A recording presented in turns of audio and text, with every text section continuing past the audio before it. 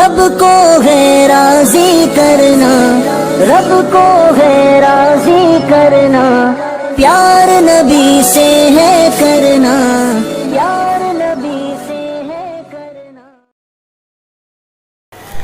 السلام علیکم ورحمۃ اللہ وبرکاتہ۔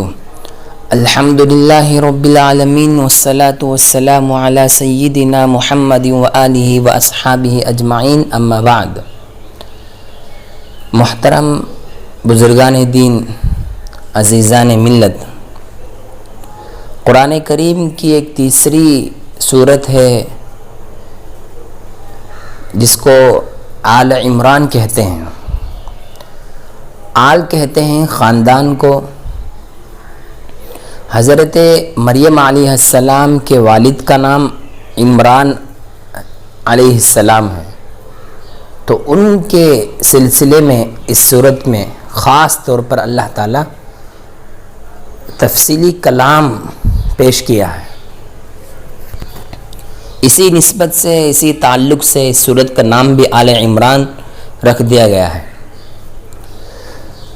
اس صورت میں بھی جیسے سورہ بقرہ میں، سورہ فاتحہ میں بہت سارے اہم مضامین تھے، احکامات تھے جس پر انسانوں کو عمل کرنا ضروری تھا، سمجھنا ضروری تھا، ویسے بہت سے واقعات، بہت سے مضامین اللہ تعالیٰ اس صورت میں بھی پیش کیا ہے۔ اس صورت کے فضائل بھی احادیث مبارکہ میں ملتی ہے کہ اللہ کے نبی فرماتے ہیں جو شخص آل عمران کو جمعے کی دن پڑھے تو فرشتے رات تک اس کے لیے دعائے مغفرت کرتے رہتے ہیں، اس کے لیے دعا کرتے رہتے ہیں۔ اسی طرح دوسری روایت میں ہے آل عمران کے آخری رکوع کو جو شخص پڑھے گا تو پوری رات اس نے عبادت کیا۔ تو ایسے فضائل بھی اللہ کے نبی علیہ السلام اس صورت کے سلسلے میں بتائے ہیں۔ اس صورت میں اللہ رب العزت سب سے پہلے اپنی قدرت کاملہ کو پیش کیا ہے، جو اپنی مضبوط قدرت ہے، جس کے مقابل کوئی اور طاقت ہی نہیں ہے، کوئی ذات ہی نہیں ہے۔ ایسے مثالیں اللہ رب العزت سب سے پہلے شروع کیا۔ یہ اصل میں نصارہ کے کچھ سوالات ہے، اس کے جواب میں اللہ کے نبی علیہ السلام کلام الہی سے مناظرہ فرمایا تھا، اسی کا ایک نقشہ ہے۔ ایک مرتبہ نجران کے، عرب کے علاقے میں ایک علاقہ ہے نجران، وہاں کے کچھ نصارہ 60 لوگوں نے مل کر اللہ کے نبی علیہ السلام کی خدمت میں آئے۔ وہاں آ کر عیسیٰ علیہ السلام کے خدا ہونے کے بارے میں بحث کی۔ تو اللہ کے نبی علیہ السلام اللہ کے ایک ہونے کو، اللہ کے وحدانیت کو پیش کیا۔ تو اس صورت میں یہ آیتیں نازل ہوئی اور اللہ کے نبی علیہ السلام یہ آیتیں پیش فرمائیں۔ تو نہایت ہی عمدہ انداز میں مناظرہ فرمایا اور بہت ٹھوس دلائل بھی اللہ کے نبی علیہ السلام پیش کیے تھے۔ تو اس سلسلے میں شروع کی آیتیں ہیں، اور اس صورت میں جو اہم مقصد ہے، اہم مضمون ہے، وہ حضرت عیسیٰ علیہ السلام کے خاندان کے بارے میں ہے۔ وہ آیت نمبر 33 سے تقریباً 3 رکوع اور 22 آیتیں اللہ تعالیٰ عیسیٰ علیہ السلام کا تذکرہ فرمایا ہے، ان کے ماں کا، ان کی والدہ کا، اور اسی طرح ان کے نانا نانی کا، دونوں کا تذکرہ فرمایا۔ حضرت عمران جو عیسیٰ علیہ السلام کے نانا ہیں، اور ان کی بیوی حضرت حنہ، ایک روایت میں ان کا نام حنہ آ رہا ہے، انہوں نے اللہ سے منت مانی تھی کہ اللہ مجھے بیٹا عطا فرما۔ میری حاملہ کی حالت تھی تو میرا شوہر انتقال ہو گئے، یعنی حضرت عمران جو بہت بڑے بیت المقدس کے امام تھے اور بڑے نامور شخصیت تھے، تو ان کا انتقال ہو گیا تھا، تو اس لیے وہ منت مانی تھی حضرت حنہ کہ اللہ مجھے بیٹا عطا فرما، میں علم کی خاطر، تیرے تورات تیرے علم کو حاصل کرنے کے لیے میں وقف کر دوں گی۔ لیکن جب انہوں نے جنا، حضرت حنہ نے جنا کہ وہ کیا دیکھتی ہے کہ بیٹا نہیں بلکہ بیٹی پیدا ہوئی، تو اللہ تعالیٰ سے یہ درخواست کی کہ یا اللہ، میں نے تو بیٹا مانگی تھی، اگر بیٹا ہو تو وقف کر سکتی ہوں، لیکن یہاں تو بیٹی پیدا ہو گئی، میں اس بیٹی سے میں کیا کر سکتی ہوں؟ تو اللہ تعالیٰ نے فرمایا کہ لیس الذکر کالانثی، ہم نے جو بیٹی عطا کی ہے وہ تمہارے مطالبہ سے بھی بہتر ہے، تمہارے جو درخواست ہے اس سے بھی بہتر ہے۔ چنانچہ روایت میں بات ملتی ہے کہ اللہ تعالیٰ حضرت حنہ کی بیٹی، خود اللہ تعالیٰ نام رکھا حضرت مریم، ان کا نام مریم ہے، خود نام رکھا، اور ان کے اندر بڑے ہونے کی اتنی طاقت اللہ نے عطا فرمائی کہ دوسرے عورتوں کے بنسبت ان کے اندر زیادہ قوت تھی کہ فوراً زیادہ بڑھ جاتے تھے، جلدی بڑھ جاتے تھے، تو ان کے اندر عادت یہ تھی۔ تو بہرحال مریم علیہ السلام کو حضرت حنہ نے وقف کر دی تھی تورات سیکھنے کے لیے، اور اب مسجد کے علماء آپس میں مل کر یہ طے کیے کہ کون ان کی کفالت کرے گا، ان کی ذمہ داری لے گا۔ تو اس صورت میں بات پھیلی، حضرت زکریا علیہ السلام جو ان کے خالو ہیں، اس بچے کے خالو ہوتے ہیں، انہوں نے کہا کہ میں زیادہ ذمہ دار ہوں، لیکن آپس میں باہمی مشورہ کر کے قرآن اندازی کرنے کے لیے تیار ہو گئے۔ تو اس صورت میں قرآن کی شکل یہ تھی، قرآن اندازی کی شکل یہ تھی کہ ہر ایک اپنے اپنے قلم ڈالے نہر میں، پانی میں یا کسی میں، اور قلم الٹی سمت میں جائے، الٹی رخ میں جائے۔ کیسا؟ اگر پانی دائیں طرف جاتا ہو تو قلم بائیں طرف جائے، اس طرح اس انداز سے جو ہے قرآن اندازی کی شکل تھی۔ تو اس صورت میں ہر ایک اپنے اپنے قلم ڈالے۔ اللہ کہتا ہے وَمَا كُنْتَ لَدَيْهِمْ إِذْ يُلْقُونَ أَقْلَامَهُمْ أَيُّهُمْ يَكْفُلُ مریم، کہ ہر ایک یا اللہ کے یہ نبی جی آپ تو اس وقت موجود نہیں تھے جس وقت وہ لوگ اپنے قلم ڈال رہے تھے کہ کون مریم علیہ السلام کی کفالت کرے گا، ذمہ داری لے گا۔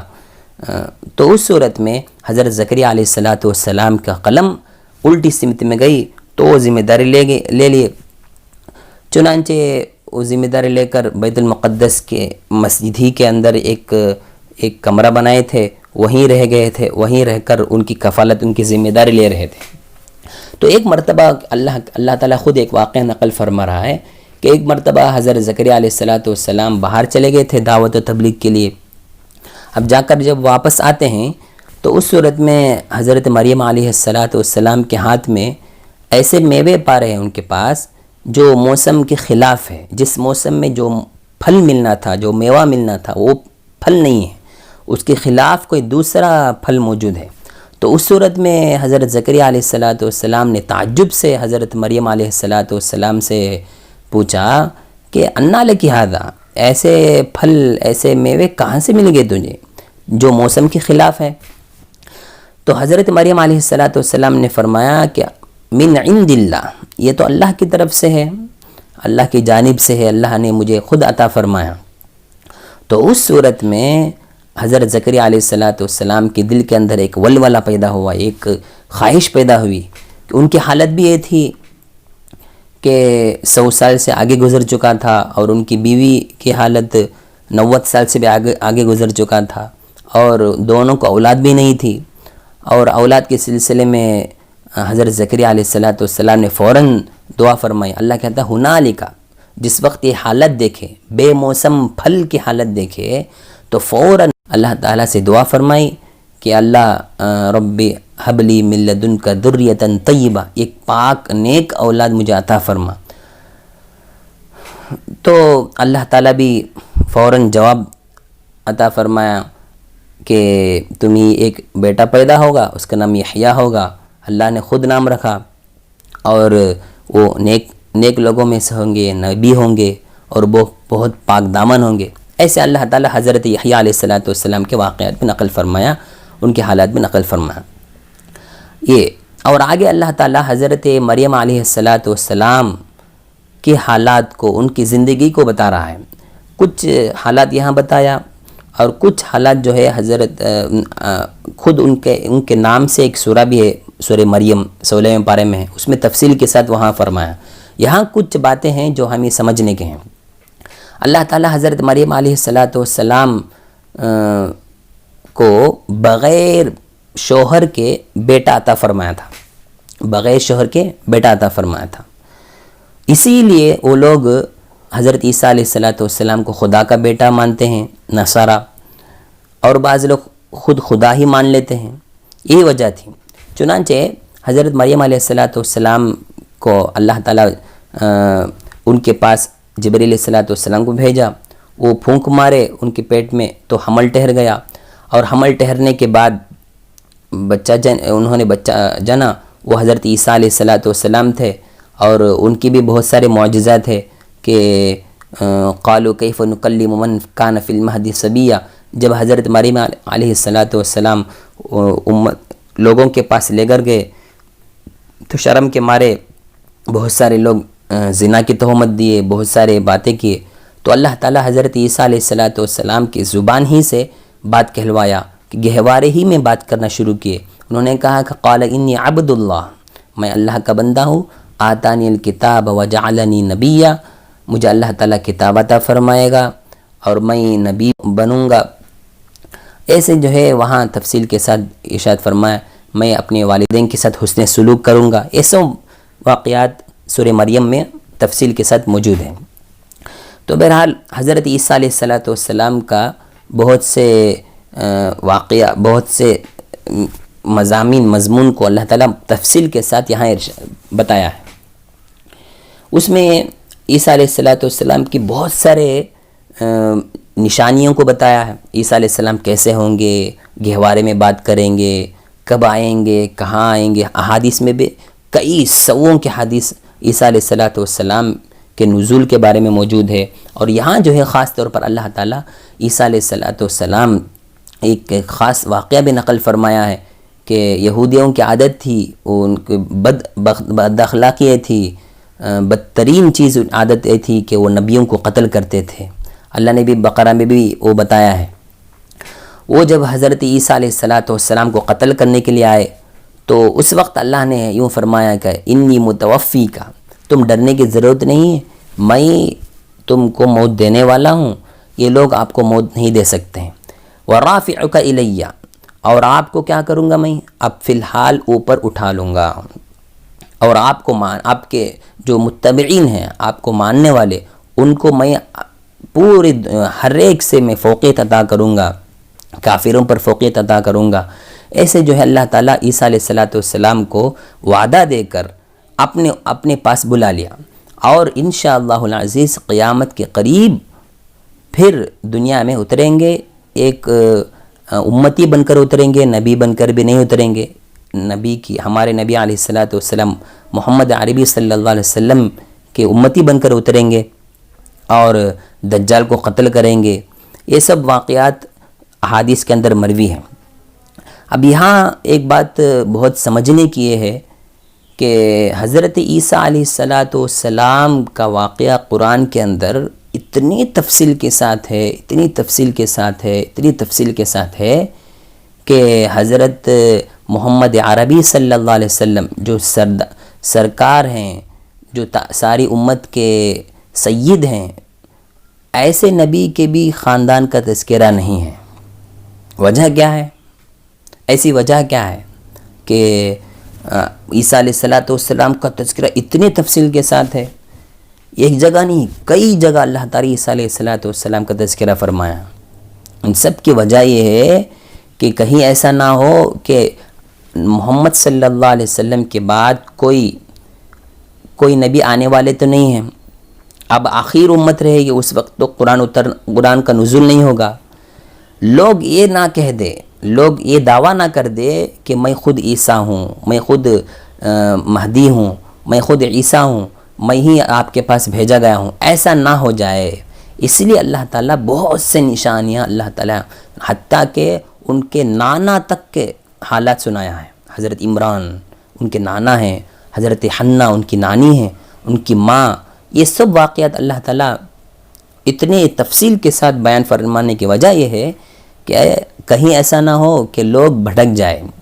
تو بہرحال اللہ تعالیٰ یہاں یہ حضرت عیسیٰ علیہ السلام، حضرت زکریا علیہ السلام، حضرت مریم علیہ السلام، ان سب کا تذکرہ فرمایا ہے. اور بھی بہت سارے مضامین ہیں جو درمیان بھی آئے ہیں. ایک مضمون یہ ہے جو بہت زیادہ قابل اتباع ہے، اس کو ماننے کی ضرورت ہے. اسی صورت کے آیت نمبر 28 میں ایک خاص مضمون کی طرف اللہ نے اشارہ کر رہا ہے کہ لوگ کس سے دوستی کریں، مسلمان کس سے دوستی کریں. اب اس سے بہت سارے لوگ جو ہے قرآن کو اوپر پڑھ لیتے ہیں، اور غیر مسلموں کا بہت سارا اشکالات بھی ہوتے ہیں. ان لوگوں کا اعتراض یہ ہے کہ مسلمانوں کے کتاب یعنی قرآن مجید کے اندر کافروں سے دوستی سے منع فرمایا ہے، کافروں کے ساتھ دوستی تعلق کرنا ان سب سے منع فرمایا ہے، اس لیے ہم بھی ان سے دشمنی کریں گے، ہندوستان سے بھگائیں گے. ایسے بے تکی باتیں زیادہ کرتے ہیں. تو سمجھنا ہم اکثر یہ ہوتا ہے کہ ہمارے جو مخالف ہیں ان لوگوں کو ہماری پورا عقیدہ معلوم نہیں ہوتا ہے، ہماری پوری کتاب کی تفصیل معلوم نہیں ہوتی ہے، اس لیے ہم پر اعتراض کرتے ہیں، ہم پر کیچڑ اچھالتے ہیں. اور ہمارے مسلمان بھی یہ اس حالت تک پہنچ چکے ہیں کہ ان کو جواب دینے کی بھی طاقت نہیں ہے، کہ قرآن کی سرسری باتیں بھی معلوم نہیں ہوتا ہے. اب کہتے ہیں فوراً ترجمہ اٹھا کے پڑھتے ہیں اور سمجھ لیتے ہیں ہاں ہمارے کتاب میں ایسے ہی ہے. نہیں، سمجھنے کی ہے. وہ یہ ہے کہ آیت نمبر 28 میں اللہ تعالیٰ یہ ارشاد فرمائے لا يتخذ المؤمنون الکافرین اولیاء من دون المؤمنین. مؤمن لوگ اپنے مؤمن ساتھیوں کو چھوڑ کر کسی دوسروں کو دوستی نہ بنائیں، کسی دوسرے سے دوستی نہ کریں. اب اس میں ہم سوچنے کی بات ہے کہ صرف قرآن کے اندر ایک ہی آیت نہیں ہے بلکہ دوسری آیتیں کئی ہیں. سورہ ممتحنہ میں بھی اللہ تعالیٰ 2 آیتیں اسی کے سلسلے میں اتارا ہے، اور اسی میں بھی اللہ تعالیٰ الا ان تتقوا منہم تقا بول کے اللہ تعالیٰ کچھ لوگوں کو استثناء کر رہا ہے، الگ کر رہا ہے. اب سمجھنے کی بات یہ ہے کہ یہاں چند باتیں ہیں جو قابل غور ہیں، قابل سماعت ہیں، بہت زیادہ سمجھنے کی ضرورت ہے. وہ یہ کہ ہر ایک انسان کا ایک دوسرے انسان سے تعلق رکھنے کے لیے کچھ چیزیں ہیں، وہ 4 قسم کے ہوتے ہیں. نمبر 1 دلی دوستی ہوتی ہے، دل سے دوستی کرنا، ہمیشہ ان کو یاد رکھنا، جیسے رشتہ دار ہوتے ہیں، ماں باپ ہوتے ہیں، بھائی بہن ہوتے ہیں، ان سب کو دلی دوستی، ان سب سے دلی دوستی ہوتی ہے. اب یہ جو ہے موالات کہتے ہیں، اسے کہتے ہیں موالات، یعنی دلی دوستی کرنا. اللہ تعالیٰ اس دلی دوستی سے ان کو دور رہنے کو کہا ہے، ایمان والوں کو دور رہنے کو کہا ہے. دلی دوستی جائز نہیں ہے، بالکل جائز نہیں ہے. ہاں اس کے علاوہ اور بھی کئی صورتیں ہیں، وہ کر سکتے ہیں. مثال کے طور پر نمبر 2 ہے مساوات، ہمدردی کرنا، اخلاق پیش کرنا، یہ سب کے ساتھ ہے. اللہ تعالیٰ، اللہ کے نبی علیہ السلام تو عبداللہ بن ابی جو منافقوں کا سردار تھا، اس سے بھی اللہ کے نبی علیہ السلام گلے لگائے تھے. ایسے جو ہے ہمدردی، اخلاق، حسن سلوک، اچھے انداز سے پیش آنا، یہ سب سے کر سکتے ہیں. لیکن ایک شخص سے نہیں کرنا، جو ہیں اہل حرب، جو ہم سے جنگ کرنے والے ہیں، ہم سے لڑنے والے ہیں، ان سے کرنا منع ہے، ان سے کرنا جائز ہی نہیں ہے. اور نمبر 3 ہے مدارات، یعنی بچاؤ. آپ ایک شخص سے، کافر سے دوستی کرتے ہیں اس وجہ سے کہ ہم خود بچ جائے اس سے. اب یہ ہوتا ہے کہ کسی سے ہم دوستی کریں گے تو وہ ہمیں چھوڑ دے گا، تو ایسی صورتوں میں ہم اپنے بچاؤ کی خاطر دوستی کرنا جائز ہے، ہم دوستی کر سکتے ہیں بچاؤ کے لیے. اسی لیے اللہ تعالیٰ قرآن کے اندر کہا الا ان تتقوا منہم تقا، تم ان سے دوستی بالکل نہیں کرنا چاہیے، لیکن اگر ان سے بچنا چاہتے ہو تو دوستی کر سکتے ہو. یہ تیسری چیز ہے، تیسرا آپشن ہے جو کافروں کے ساتھ کرنے کا. اور نمبر 4 ہے معاملات، عام معاملات، تجارت ہے، ملازمت ہے، بات چیت ہے، لین دین ہے، یہ ہر ایک سے کر سکتے ہیں، چاہے جتنا بھی بڑا کافر ہو، ان سے بھی کر سکتے ہیں۔ اللہ کے نبی علیہ الصلوۃ والسلام زرا لیے تھے، یہودی سے زرا لیے تھے، حالانکہ یہودی سے اتنا، یہودیوں کے بارے میں بھی آگے اللہ تعالیٰ لن تناہی میں اللہ تعالیٰ خود بتایا ہے کہ اتنے سخت ترین الفاظ سے ان کے 10 بری عادتوں کو اللہ تعالیٰ بیان فرمایا ہے، 10 بڑی عادتوں کو بتایا ہے، پھر بھی اللہ کے نبی علیہ الصلوۃ والسلام سے معاملات کیے ہیں۔ تو اس سے معلوم ہوتا ہے کہ ہم معاملہ کر سکتے ہیں، معاملہ کرنے میں کوئی حرج نہیں ہے۔ تو بہرحال یہ اللہ تعالیٰ یہاں بتایا ہے، یہ 4 چیزوں کو ہم نظر رکھنا ہے۔ 2 چیزیں تو یہاں موجود ہے، پہلی قسم، تیسری قسم، اور دوسری اور چوتھی قسم ممتحنہ کے اندر موجود ہے۔ لا ينهاكم الله عن الذين لم يقاتلكم في الدين، ایسا جو ہے وہاں تفصیل کے ساتھ موجود ہے۔ تو بہرحال یہاں ایک بات جو سمجھنے کی ہے، جو اہم بات ہے، جو آج کل بہت زیادہ ہو چکا ہے، وہ یہ ہے کہ ہم میں سے اکثر مسلمان فلم سٹاروں کے، ایکٹروں کے پیچھے پڑے ہیں، ان کے فینس بنتے ہیں، ان سے دوستی کرتے ہیں۔ دوستی کرنے کا مطلب کیا ہے؟ وہ ان کی باتوں کو زیادہ غور سے سنتے ہیں اور ان کی طرح نقل اتارتے ہیں۔ یہ سب بہت بڑی غلطی ہے، ہمارے مسلمانوں میں ایسی چیز نہیں ہونی چاہیے۔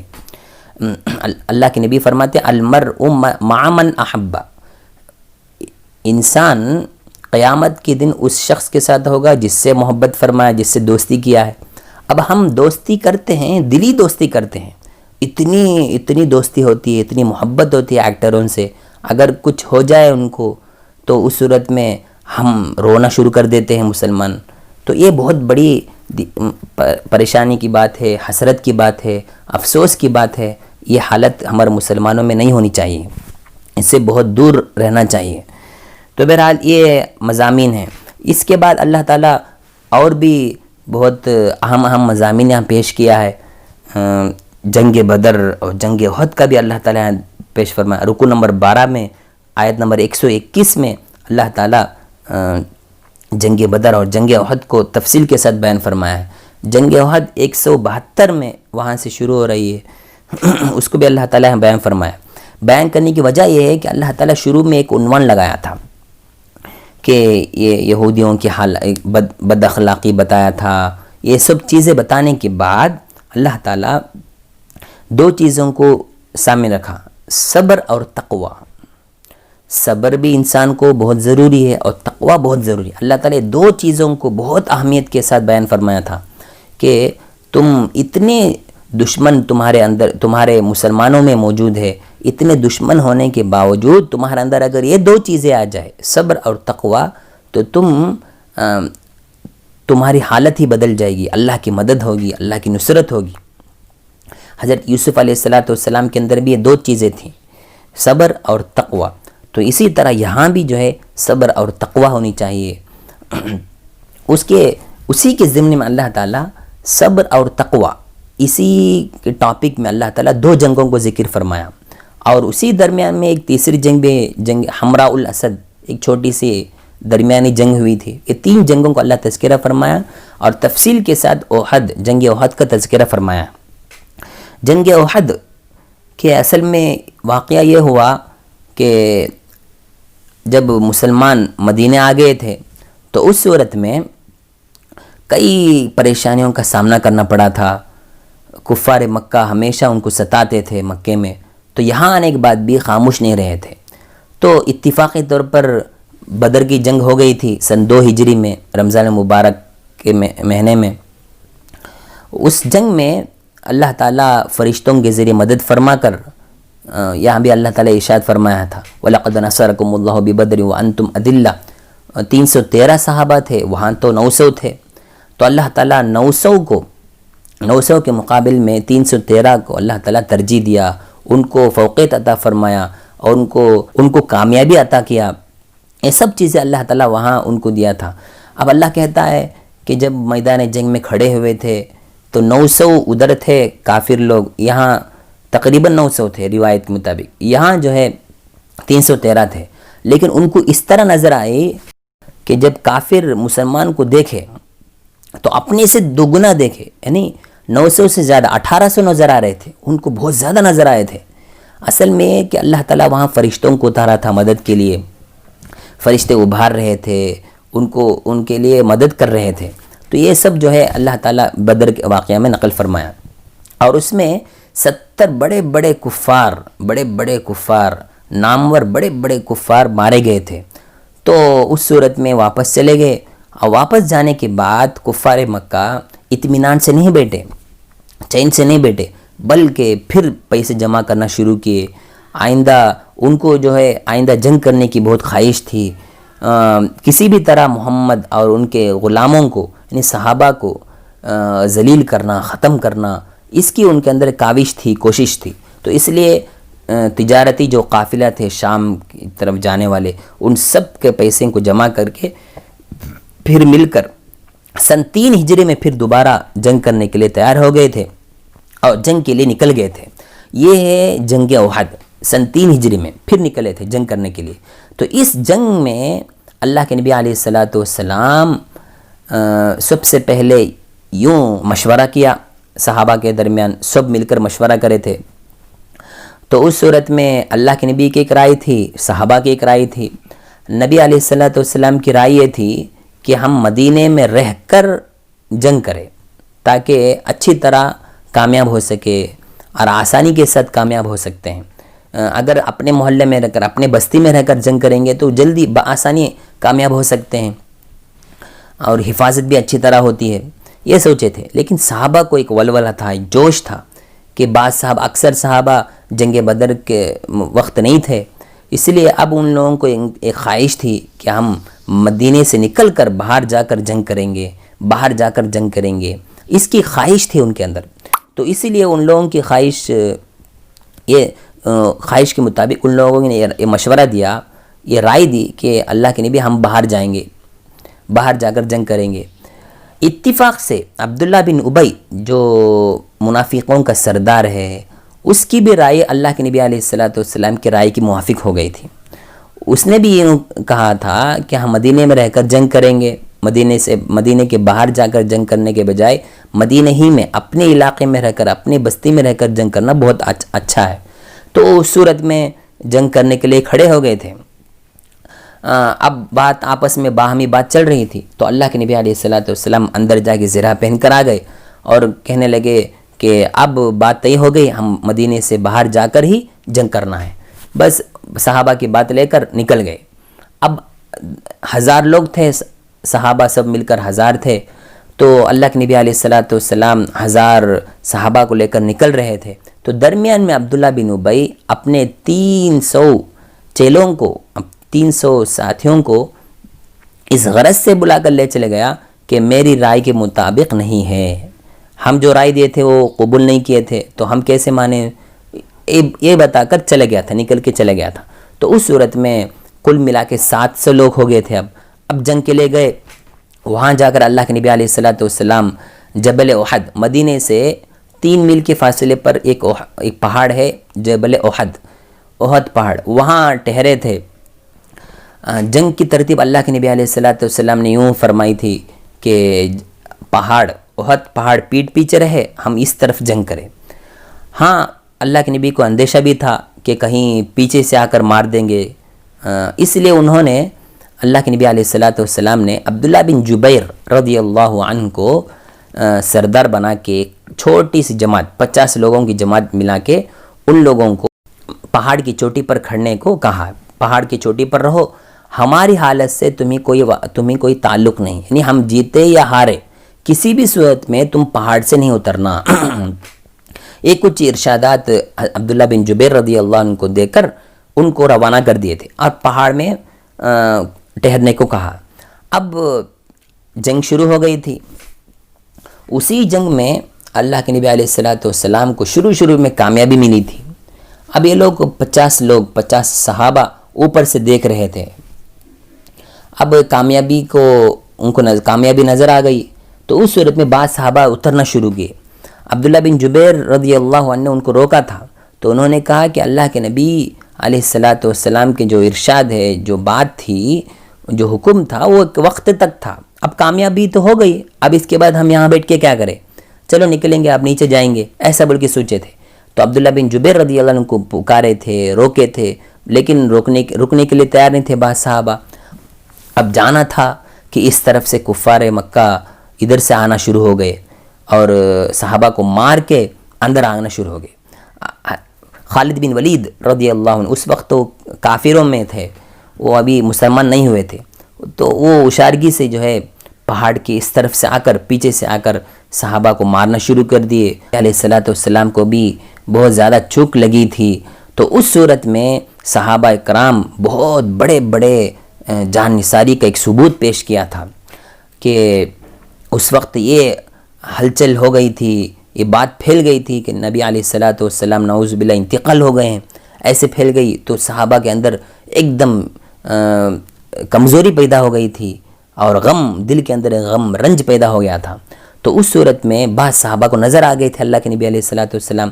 روایت میں آتا ہے ابو دجانہ ایک بہت بڑے صحابی ہیں، اپنے بدن کو کفار کے سامنے رکھ دیے تھے، اللہ کے نبی کو بچانے کے لیے اپنے بدن کو سامنے رکھ دیے تھے، اور جتنے تیر مارے تھے حضرت حضرت ابو دجانہ رضی اللہ عنہ وہ اپنے بدن سے روک رہے تھے۔ اسی طرح حضرت طلحہ رضی اللہ عنہ، انہوں نے تو اپنے بدن کو چھلنی کر دی تھی، اللہ کے نبی علیہ الصلوۃ والسلام کی خاطر چھلنی کر دی تھی۔ تو یہ سب جو ہے یہاں اللہ کے نبی کو تھوڑی سی شکست ہونی پڑی، اور بعض صحابہ بھی انتقال ہو گئے، 70 صحابہ بھی انتقال ہو گئے۔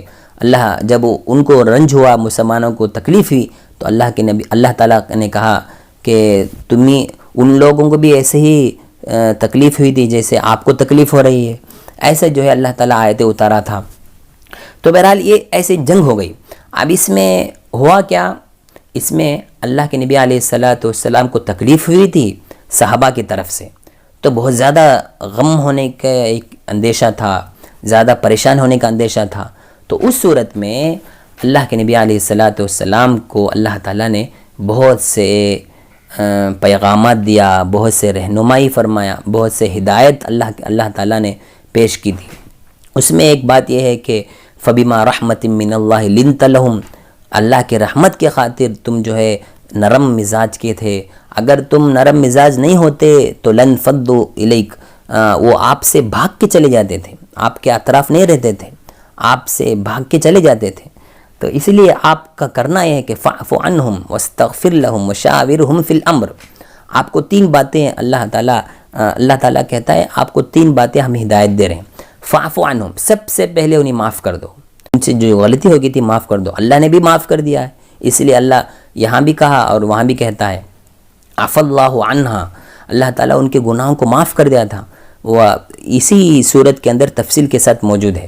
اللہ کہتا ہے ہم نے بھی معاف کیا، آپ بھی معاف کر دو، اور اسی طرح آگے کہتا ہے واستغفر لہم، ان کے لیے استغفار کرو، ان کے لیے توبہ استغفار کرو، اللہ سے گڑ گڑاؤ، ان کے گناہوں کو معاف کرنے کے لیے اللہ سے توبہ کرو، میرے سے توبہ کرو، یہ اللہ تعالیٰ خود کہتا ہے ان کے لیے استغفار کرو۔ تو کتنی بڑی بات ہے، کتنی بڑی بات ہے، کتنی بڑی ہدایت ہے اللہ کے نبی علیہ الصلوۃ والسلام کو دے رہے ہیں اللہ تعالیٰ۔ اور تیسری چیز ہے وشاورہم فی الامر، اور اپنے کاموں میں جیسے پہلے مشورہ کر رہے تھے اسی طرح یہاں بھی مشورہ کرو، اب بھی مشورہ کرو، تمہارا مشورہ جیسے پہلے چل رہا تھا صحابہ کو بٹھا کے، بالکل اسی طرح اب بھی تم مشورہ کرنا ہے، تمہاری عادت پرانی عادت ہونی چاہیے۔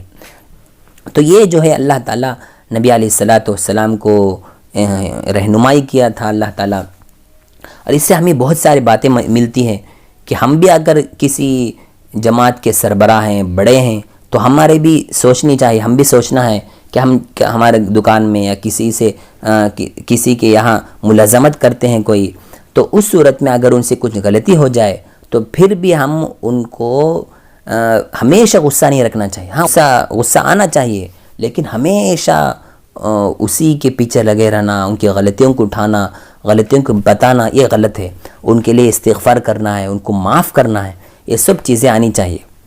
اور اس پارے کی شروع میں یعنی لنتنا کے شروع میں بھی تقریباً آدھی صورت کے بعد اللہ تعالیٰ نیک لوگوں، متقیوں کی صفت بیان کرتے ہوئے اللہ تعالیٰ وہاں جو بیان فرمایا تھا، نیک لوگوں کی صفت، متقی کی صفت یہ ہوتی ہے کہ غصے کو پی لیتے ہیں، معاف کر لیتے ہیں، غصے کو پی لیتے ہیں، والکاظمین الغیظ والعافین عن الناس، لوگوں کو معاف کر دیتے ہیں۔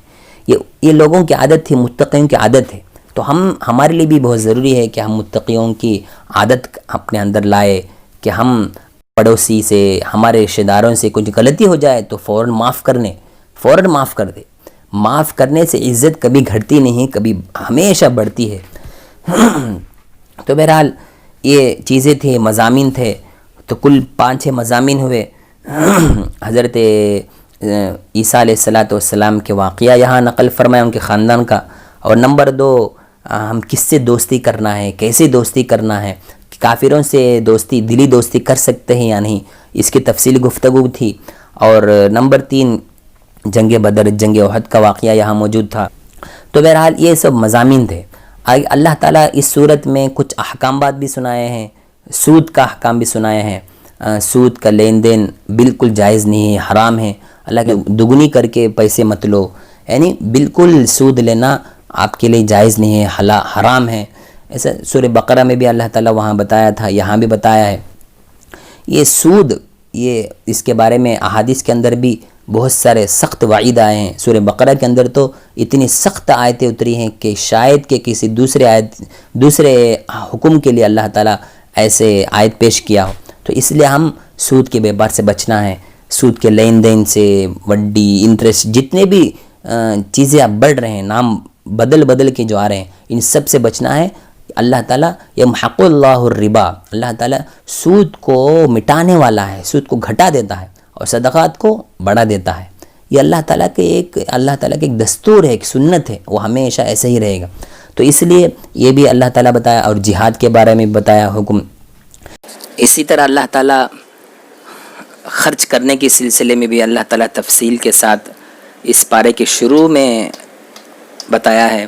اللہ فرماتا ہے لن تنالوا البر حتى تنفقوا مما تحبون، اپنی من پسند چیز جب تک دوسروں کو نہ دیتے اس وقت تک تم نیکی حاصل نہیں کر سکتے۔ اس میں بہت سے نکات بتائے ہیں مفسرین۔ 1-2 باتیں ہم سمجھنے کی ہیں کہ من پسند چیز دینا ہے۔ اس میں بعض لوگ غلط سمجھتے ہیں، بہت بڑی قیمتی چیز دینا سمجھتے ہیں۔ جب تک ہم قیمتی چیز نہیں دیتے اس وقت تک اللہ خوش نہیں ہوتا، راضی نہیں ہوتا۔ یہ بہت بڑی غلط ہے، ایسی بات نہیں ہے، بلکہ کبھی کبھی سامنے والے کی حاجت کو بھی دیکھنا ہے، اس کی ضرورت کو بھی دیکھنا ہے۔ اور دوسری بات اس میں جو اہم بات ہے وہ ہے کہ مما تنفقون، اللہ نے کہا اس میں اللہ تعالیٰ یہ کہنا چاہتا ہے کہ خرچ میں بھی ایک اعتدال ہو، درمیانہ پن ہو۔ ایسا نہیں ہے کہ جوش میں آئے ایک دم ہوش کھو دیے اور مکمل خرچ کر دیے، بعد میں ضرورت، اپنی بھی ضرورت کے سامان نہ ہو، چیزیں نہ ہو، پیسے نہ ہو، یہ بھی غلط ہے۔ اس لیے ان چیزوں کو بھی اہتمام کرنا چاہیے، خرچ کرنا چاہیے، نیکی کو حاصل کرنا چاہیے۔ اور اس میں ایک اور بات ہے جو اگر سمجھیں گے تو بہت فائدہ ہوگا، وہ یہ کہ ایک ہے ہم اللہ کے خاطر دیتے ہیں، ایک ہے بندوں کے خاطر۔ اللہ کے خاطر جب دیتے ہیں، اللہ کے للہ دیتے ہیں تو بہت عمدہ چیز دے، اچھی چیز دے۔ ہاں اگر ہم بندوں کے خاطر دیتے ہیں، مثلا گھر کے سامنے کوئی حاجت مند آیا ہے، ضرورت مند آ کے کچھ کپڑے وغیرہ پوچھتا ہے تو پرانے کپڑے دے، اس پر بھی ثواب ملے گا ضرور۔ تو قاعدہ یہ ہے کہ ہم اپنی من پسند چیز دے، دوسروں کو جو ضرورت ہے اس وقت بھی دے، جب اپنے کو پسند نہیں ہے تو دوسروں کو بھی دینا نہیں چاہیے۔ یہ بھی اللہ تعالیٰ حکم بتایا ہے۔ یہ سب چیزیں ہیں، ان سب کو ہم اپنانا ہے۔ اللہ تعالیٰ سے دعا ہے کہ اللہ تعالیٰ ہم تمام کو ان باتوں پر عمل کرنے کی اور ان واقعات سے، ان مضامین سے بہت سے باتیں اخذ کرنے کی، سبق لینے کی اللہ تعالیٰ ہم تمام کو توفیق عطا فرمائے، اور نیز قرآن کو سمجھ کر پڑھنے کے لیے ہمیں توفیق عطا فرمائے۔ ان واقعات کو ہم اپنے ذہن میں رکھ کر قرآن پڑھنے کی کوشش کرے، اور اس کے بعد دیکھیے مزہ کیسے آئے گا۔ ہم پڑھتے ہیں لیکن واقعات معلوم نہیں ہیں، مضامین معلوم نہیں ہیں، تو اس کو سوچ کر، اس کو انداز سے جو ہے یہاں پڑھنے کی کوشش کرے، یہاں سمجھ کر جو ہے انشاءاللہ قرآن پڑھنے کی کوشش کرے۔ اللہ تعالیٰ سے دعا ہے کہ اللہ تعالیٰ ہم تمام کو عمل کرنے کی توفیق نصیب فرمائے۔ آمین۔ السلام علیکم ورحمۃ اللہ وبرکاتہ۔